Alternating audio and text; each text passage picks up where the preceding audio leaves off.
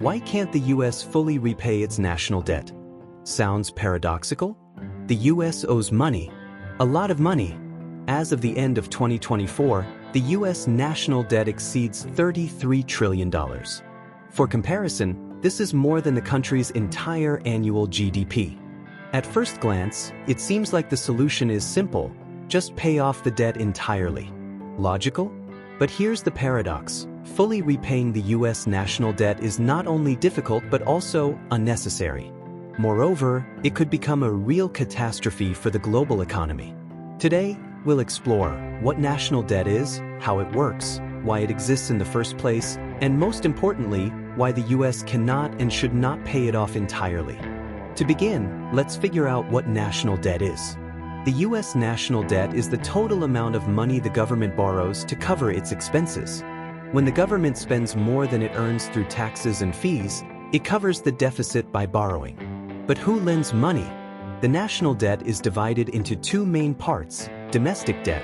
This is purchased by American citizens, companies, and banks. And foreign debt. These are bonds purchased by foreign governments and investors. For example, the largest creditors to the United States are Japan and China. In essence, debt is the sale of treasury bonds. The government issues these bonds, promising to return the money with interest. Investors buy them because it's one of the safest ways to invest capital. Why does the US accumulate debt? Many people think debt is a sign of poor management, but in reality, it's much more complex. Debt allows the US to finance large projects and deal with crises. For instance, in 2008, during the global financial crisis, the US increased its debt to save banks and stabilize the economy. In 2020, during the pandemic, national debt grew due to aid for the population and businesses. Additionally, the government spends money on infrastructure, healthcare, defense, and other key areas. But why doesn't the US simply live within its means? Because debt is a tool for growth. If the economy grows faster than the interest on the debt, borrowing is beneficial. Now imagine the US decides to pay off its entire debt. At first glance, this sounds great. But what would actually happen? For starters, and importantly, investors would lose income. Treasury bonds are a primary investment tool worldwide.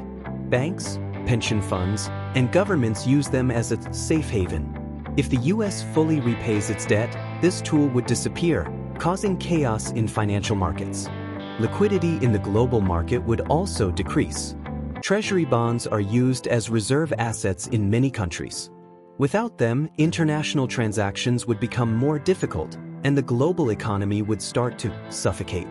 The US economy would slow down significantly. To repay the debt, the US would have to either significantly raise taxes or cut government spending. This would lead to an economic downturn, rising unemployment, and public discontent.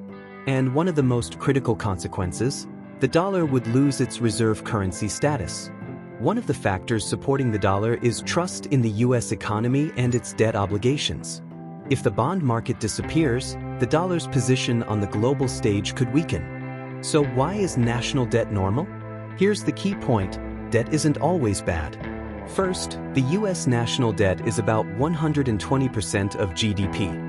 For comparison, Japan's debt exceeds 250%, yet the country continues to thrive.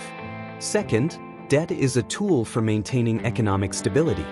The US can borrow money at extremely low interest rates because its economy remains the strongest and most stable in the world. Finally, US debt is the cornerstone of the global economy.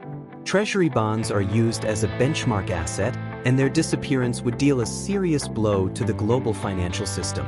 So, why can't the US fully repay its national debt? Because national debt isn't just a sum of money. It's a mechanism that keeps not only the US economy running but also the entire global system. Yes, debt must be kept under control. But eliminating it entirely would be like removing the engine from a car, hoping it would go faster. The US national debt isn't a mistake but part of an economic strategy that, ironically, helps maintain global stability.